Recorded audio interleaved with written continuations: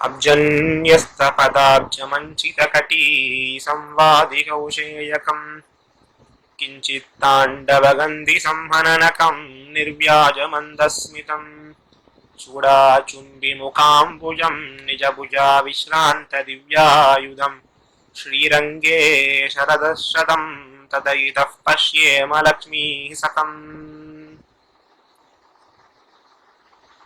ஒரு சிஷ்யனானவன் ஆச்சாரனுடைய வடிவழகை அனுபவித்துக் கொண்டும் அந்த வடிவை ரட்சித்துக் கொண்டும் இருக்க வேண்டும் என்று நம்முடைய பூர்வாச்சாரியனுடைய கிரந்தங்களிலே கண்டு அறியலாம். அதிலிருந்து ஓரிரு விஷயங்களை எடுத்து இப்பொழுது நாம் அனுபவிப்போம். கையில் கனி என்ன கண்ணனை காட்டித் தரினும் உன் தன்மையில் விரங்கிய சீரண்ணி வேண்டிலன் யான் நிறைய துயில் கிடக்கிலும் சோதிவின் சேரிலும் இவ்வருள் நீ செய்யுள் தரிப்பன் இராமானுசாயம் செழுங்கொண்டலே. சுவாமி திருவரங்கத்தமுதனாருடைய ஒரு அற்புதமான பாசுரம்.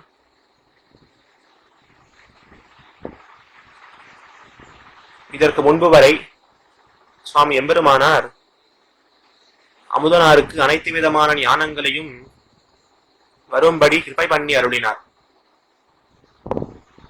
அதனாலே அமுதனார் மிகவும் மகிழ்ச்சியுடன் இருக்கிறார். இதை பார்த்த சுவாமி எம்பெருமானார், நாம் ஞானம் அளித்தபடியாலே இவர் மகிழ்வுடன் இருக்கிறாரே, இன்னும் நாம் எம்பெருமானையும் இவருக்கு காட்டி கொடுப்போம் என்று கண்ணனை காட்டி கொடுப்பதற்காக வருகிறார். அந்த சமயத்திலே கையில் கனியென்ன கண்ணனை காட்டி தரினும் உன் தன் மெய்யில் பிறங்கிய சீரண்ணி வேண்டிலன் யான். அமுதனார் எம்பெருமானை பார்த்து சொல்கிறார், எனக்கு கண்ணன் வேண்டாம், கண்ணன்லாம் எனக்கு காட்டி கொடுக்க வேண்டாம், உம்முடைய வடிவழகு அனுபவித்துக் கொண்டிருப்பதே அதுவே அடியனுக்கு போதும் என்று அருளி செய்கிறார். கையில் கனி என்ன கண்ணனை காட்டி தரிலும், அதென்ன கையில் கனி என்னால் கைப்பூனுக்கு கண்ணாடி தேவையில்லை. அதாவது நாம் கையிலே ஒரு ஆவரணத்தை அணிந்து கொள்கிறோம், அதற்கு அழகு பார்ப்பதற்கு கண்ணாடி தேவைப்படுமா என்னால் தேவைப்படாது. மற்ற இடங்களிலே நாம் ஆபரணத்தை அணிந்து கொண்டு அழகு பார்க்க வேண்டும் என்னால் அதற்கு கண்ணாடி தேவைப்படும். ஆனால் கையிலே அணிந்து கொண்டு பார்ப்பதற்கு கண்ணாடி தேவைப்படாது. இதே போல்தான் கையில் கனி. கையிலே ஒரு கனி இருக்கிறது, அந்த கனியானது சுலபமாக நாம் எப்படி வேண்டுமானாலும் உபயோகித்துக் கொள்ளலாம். அது மட்டுமல்லாமல் அந்த கனியிலே இருக்கக்கூடிய நுண்ணிய பதார்த்தங்கள் கூட நமக்கு நன்கு புலப்படுகிறது. இதனாலே சுவ்யக்தமாகவும் இருக்கிறது. இப்படி சுலபமாகவும் சுவ்யக்தமாகவும் இருக்கிறபடியாலே கையில் கனி என்ன இந்த திருஷ்டாந்தத்தின் மூலம் நாம் அறியலாம். இப்படிதான் சுவாமி எம்பெருமானாரும் அமுதனாருக்கு கண்ணனை சுலபனாகவும் சுவ்யக்தனாகவும் காட்டித் தருகிறேன் என்று வருகிற சமயத்திலே அமுதனாரோ, அடியேனுக்கு கண்ணன் வேண்டாம், உன் தன் மெய்யில் பிறங்கிய சீரண்ணி வேண்டிலன் யான், உம்முடைய திருமேனியில் இருக்கக்கூடிய சௌந்தரிய முதலான குணங்களை அனுபவித்துக் கொண்டே இருக்க வேண்டும். உம்முடைய திருமேனியை பார்த்து இவ்வளவு அழகாக இருக்கிறதே, இவ்வளவு நீண்டு இருக்கிறதே, இப்படி உம்முடைய ஒவ்வொரு அவயவங்களையும் அனுபவித்துக் கொண்டே இருக்க வேண்டும், இதுவே அடியேனுக்கு போதும். எப்பொழுதும் எதிராசன் வடிவழகு என் இதயத்துலதால் இல்லை எனக்கெதிர் இல்லை எனக்கெதிர் இல்லை எனக்கெதிரே என்று உம்முடைய வடிவழகை அனுபவித்துக் கொண்டே இருப்பதே அடியேனுக்கு பிரயோஜனம் என்று அமுதனார் இங்கே அருளி செய்கிறார். எதனாலே அமுதனார் கண்ணனை வேண்டாம் என்னும் சுவாமி எம்பெருமானாருடைய வடிவழகே போதும் என்று அருளி செய்ய வேண்டும்? இங்கேதான் வெளிலோகம்ஜியருடைய அற்புதமான ஒரு ரசமான வியாக்கியானம். எம்பெருமான் கண்ணனாக திருவதரித்தான். பற்பல அர்த்த விசேஷங்களை எல்லாம் காட்டியருளி அனைவரையும் மோட்சத்திற்கு அழைத்து செல்ல வேண்டும் என்பதற்காக கண்ணனாக திருவதரித்தான். பின்பு விஸ்வரூபத்தை எடுத்தான். தானே பரத்துவம் என்று காட்டும் விதமாக பெரியதாக விஸ்வரூபத்தை எடுத்து காட்டினான். இதிலே இவர்கள் தெரிந்தினார்களா என்று பார்த்தால் இல்லை. சரி, பின்பு கீதையை அருளினான். 700 ஸ்லோகங்களினாலே மிகவும் தெள்ளத் தெளிவாக பற்பல அர்த்த விசேஷங்களை எல்லாம் அதிலே காட்டி அருளினான். இதிலேயும் இவர்கள் தெரிந்தினார்களா, யாரேனும் மோட்சத்திற்கு சென்றார்களா என்று பார்த்தால் இதிலேயும் இல்லை. நேராக கேட்ட அந்த அர்ஜுனன் அவனும் முமுட்சு ஆனானா என்று பார்த்தால் இல்லைதான். அவனும் சொர்க்கத்திற்கு தானே சென்றான். எப்படி எம்பெருமானுடைய வாக்கும் அவனுடைய அந்த சொரூபமும் அதற்கு பெரிதாக மதிப்பேதும் இல்லாமல் போயிற்று. ஆனால் எம்பெருமானார் திருவதரித்த உடனே அனைவருக்கும் ஞானமானது உதித்தது. மண்மிசை யோனிகள் தோறும் பிறந்து எங்கள் மாதவனே கண்ணுற நிற்கிலும் காணகில்லா உலகோர்கள் எல்லாம் அண்ணலி ராமானுசன் வந்து தோன்னி அப்பொழுதே நன்னரு ஞானம் தலை கொண்டு நாரணர்காயினரே. சுவாமி எம்பெருமானார் திருவதரித்த உடனே அனைவருக்கும் ஞானமானது ஏற்பட்டது என்று அமுதனாரே காட்டி அருளியுள்ளார். ஆக இதிலிருந்து கண்ணன் எம்பெருமானுடைய பெருமகளை காட்டிலும் சுவாமி எம்பெருமானாருடைய பெருமையே மிகவும் பெரிதாக நமக்கு தெரிகிறது. இங்கே ஒரு விஷயத்தை நோக்க வேண்டும். நாம் எம்பெருமானுடைய திருவடிகளை பற்றும் பொழுது அதனாலே நமக்கு சித்தி ஏற்படுமா, மோட்சம் ஏற்படுமா என்றெல்லாம் சந்தேகங்கள் எழும். ஏனென்றால் அவனிடத்தில் இருக்கக்கூடிய சுவாதந்திரியம் மற்றும் தண்டதரத்துவம் முதலான குணங்கள் எல்லாம் தலையெழுத்து இருப்பதாலே இப்படி நமக்கு கேள்வி எழும். ஆனால் எம்பெருமானாரை பற்றும் பொழுது இதற்கெல்லாம் இங்கே வேலையே கிடையாது. அவருடைய கருணையாலே நமக்கு மோட்சத்தை நிச்சயமாக அளித்து விடுவார். எம்பெருமானை பத்துவதை காட்டிலும் ஆச்சாரனை பத்துவதே மிகவும் எளிதானது என்று நாம் நன்கு அறிந்ததே. அதனாலே தான் அமுதனாரும் எனக்கு கண்ணன் வேண்டாம், கையில் கனியென்ன கண்ணனை காட்டித்தலும் தரிலும் கண்ணன் வேண்டாம் உன் தன் மெய்யில் பிறங்கிய சீரண்ணி வேண்டிலன் யான் எம்பெருமானார் உம்முடைய வடிவழகே போதும் என்று அமுதனார் இங்கே காட்டி அருளினார். பின்பு நிறைய தொய்யில் கிடக்கிலும் சோதிவின் சேரிலும் இவ்வருள் நீ செய்யில் தரிப்பன் ராமானுசா எம் செழுங்கொண்டரே. நான் இந்த சம்சாரமாகிற சேத்திலேயும் இருக்கலாம், அல்லது தேவரீர் அடியேனை பரம்பரத்திற்கு கூட அழைத்துச் செல்லலாம். ஆனால் எங்கிருந்தாலும் நான் இருக்க வேண்டும்.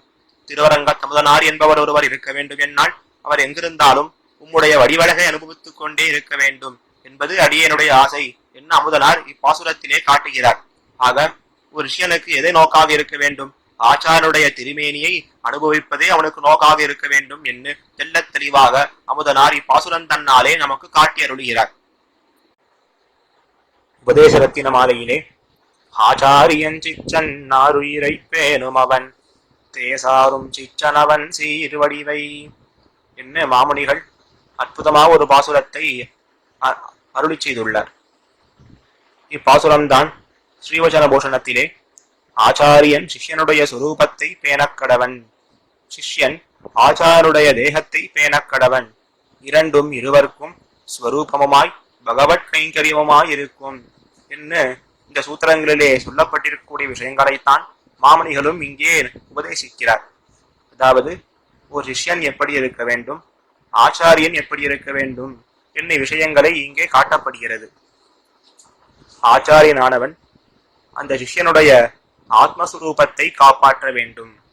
அதேபோல் சிஷ்யன் அந்த ஆச்சாருடைய தேகத்தை அவருடைய திருமேனியை காப்பாற்ற வேண்டும். ஏன் காப்பாற்ற வேண்டும்? அவரவர்களுக்கு இது சொரூபமாய் இருக்கிறது, அவர்கள் செய்தாக வேண்டும். அதேபோல் இது எம்பெருமானுக்கு கைங்கரியமாயும் அமைகிறது. ஏனென்றால் இந்த ஜீவாத்மாவானது எம்பெருமானுக்கு அன்னமாக இருக்கிறது. அதாவது அன்னம் என்னால் இங்கு போஜனம், உணவு என் அர்த்தம். எம்பெருமானுக்கு இந்த ஜீவாத்மா உணவாக இருக்கிறது.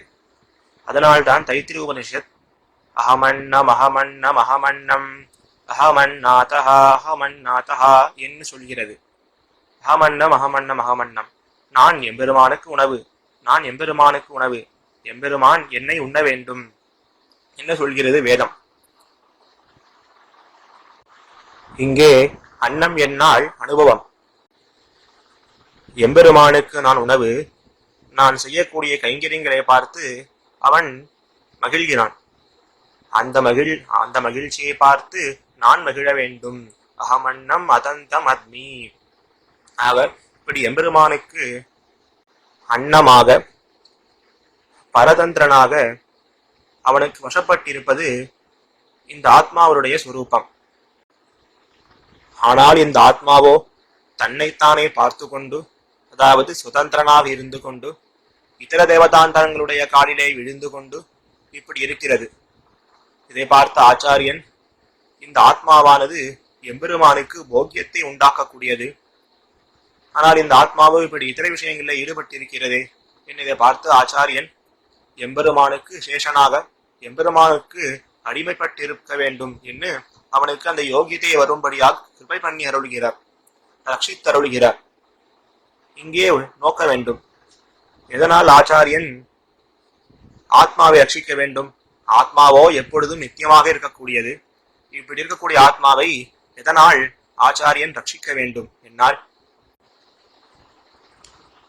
எம்பெருமானுக்கு ஆச்சாருடைய திருமேனியிலே ஒரு விதமான பிரீத்தி நாம் பார்க்கலாம்.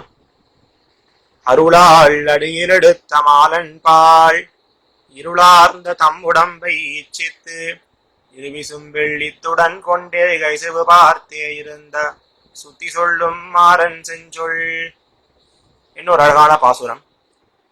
இப்பாசுரத்திலே எம்பெருமான் ஆழ்வாருடைய திருமேனியை நன்கு அனுபவிக்கிறார்.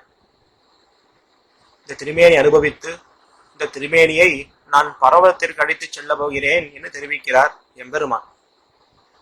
அதாவது வேர் சுடுவார் மண்பற்று போலே,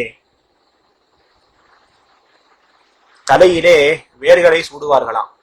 அதாவது வெட்டி வேர், இந்த மாதிரியான வேர்கள் இதெல்லாம் நறுமணம் வீசும்.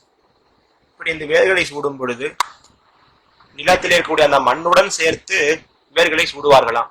ஏனென்றால் அந்த மண்ணிலையும் ஒரு விதமான நறுமணம் ஒட்டி கொண்டிருக்கும். அதனாலே அந்த மண்ணோடு சேர்த்து வேரை சூடுவார்கள் தலையிலே. அதே போல் எம்பெருமானும் ஆழ்வாருடைய ஆத்மாவோ என்னவோ என்னை அனுபவித்தது. ஆனால் அந்த அனுபவமானது ஆழ்வாருடைய திருமேனி முழுக்க பரவி இருக்கிறதாம். அந்த அனுபவமானது ஆழ்வாருடைய திருமேனி முழுக்க வீசுகிறதாம். அதனாலே எம்பெருமான் அந்த ஆழ்வாருடைய திவ்யமங்கல விக்கிரகத்தை முத்துமாக அனுபவிக்கிறான். இருவிசும்பில் இத்துடன் கொண்டேக இசுவு பார்த்தே இருந்த இந்த திருமேனி முழுவதையும் அப்படியே நேராக பரமதத்திற்கு அழைத்து செல்ல போகிறேன், தேவரீரை அப்படியே பரமதத்திற்கு அழைத்து செல்ல போகிறேன் என்று எம்பெருமான் ஆழ்வாரை பார்த்து தெரிவிக்கிறார். உடனே ஆழ்வாரோ பொங்கைங்குலனும் பொறியைந்தும் கருமேந்திரியம் ஐம்பூதம் இங்கி உயிரே பிரகிருதிமானாங்கார மனங்களே மங்க ஒட்டொன் மாமாயை திருமாலிருஞ்சோலைமேய என்றெல்லாம் அருளி செய்ய, அப்பா, இந்த சரீரமானது இந்த பிரகிருதி சம்பந்தத்தினாலே ஏற்பட்டது. எனக்கு அதனாலே எப்பொழுது வேண்டுமானாலும் அஞ்ஞானமானது ஏற்படலாம். அதனாலே நீ இந்த சரீரத்துடன் என்னை பரமபதத்திற்கு அழைத்து செல்லக்கூடாது என்று எம்பெருமானிடத்திலே நிர்பந்தப்படுத்துகிறார். நிர்பந்தப்படுத்தி மேற்கொண்டு தம்முடைய காரியங்களை எல்லாம் சாதித்துக் கொள்கிறார் ஆழ்வார். ஆக இதிலிருந்து எம்பெருமானுக்கு பக்தர்கள் என்னால் ஒரு விதமான பிரீத்தி, அதாவது பக்தர்கள் என்னால் ஆத்மா, அந்த ஆத்மாவானது எந்த தேகத்தில் இருக்கிறதோ அந்த தேகத்திலே எம்பெருமான் மிகவும் காதல் கொண்டுள்ளான் என்று நாம் இதிலிருந்து அறியலாம். ஆக எம்பெருமானுக்கு ஆச்சாருடைய திருமேனியிலே மிகவும் பிரீத்தி கொண்டுள்ளான். அதனாலே சிஷ்யனானவன் ஆச்சாருடைய திருமேனியை பாதுகாத்தல் என்பது மிகவும் முக்கியமானது. அதே போல் ஆச்சாரியனும் சிஷ்யனுடைய எம்பெருமானுக்கு உகந்ததான அந்த ஆத்மாவை, ஜீவாத்மாவை ரட்சிக்க வேண்டும். அதே போல் சிஷ்யனும் எம்பெருமானுக்கு உகந்ததான ஆச்சாருடைய திவ்யமங்கல விக்கிரகத்தை ரட்சித்தே தீர வேண்டும். அதனாலே இரண்டும் இருவருக்கும் ஸ்வரூபமுமாய் பகவத் கைங்கரியமுமாய் இருக்கும் என்று இந்த சூத்திரங்களினாலே நாம் இவ்விஷயங்களை நன்கு அறிந்துள்ளோம். ஆக இதிலிருந்து நாம் இரண்டு விஷயங்களை நன்கு அறியலாம். முதல் விஷயம், எம்பெருமானுடைய வடிவழகை காட்டிலும் அந்த ஆச்சாரனுடைய வடிவழகை மிகவும் முக்கியமானது. அதனாலே நமக்கு பேறு கிட்டும் என்று கையில் கனி என்ன பாசுரத்தின் மூலமாக அமுதனார் நமக்கு நன்கு காட்டி அருளினார். இரண்டாவது விஷயம், மிகவும் எம்பெருமானுக்கு உகந்ததாக இருக்கக்கூடிய அந்த ஆச்சாரனுடைய திருமேனியை ரட்சிப்பதே சிஷ்யனுக்கு கடமை. அந்த ஆச்சாரனுடைய திருமேனியை காப்பாற்ற வேண்டும் சிஷ்யனானவன். ஆக இப்படி இந்த இரண்டு விஷயங்களும் நாம் செய்து கொண்டு எம்பெருமானுக்கு பரதந்திரனாக இருந்து வாழ்வோமாக என்று கூறி அடியே நீ உரையை முடித்துக் கொள்கிறேன். ஸ்ரீமதே ரம்யஜா மாத்ருமுனீந்திராய மகாத்மனே ஸ்ரீரங்கவாசினே பூயா நித்யஸ்ரீ நித்யமங்கலம் ஆழ்வார் திருவடிகளே சரணம், எம்பெருமானார் திருவடிகளே சரணம், ஜீயர் திருவடிகளே சரணம்.